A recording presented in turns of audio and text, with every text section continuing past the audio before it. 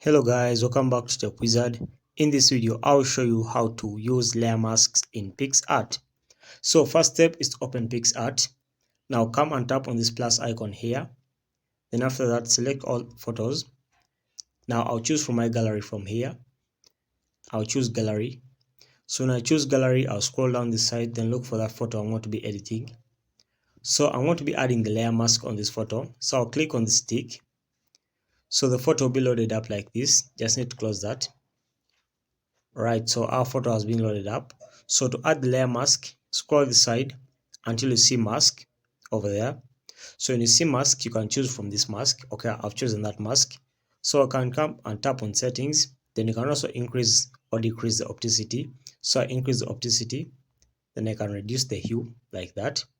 Or I can choose another mask, this one here. So depending on what you want, these ones are new.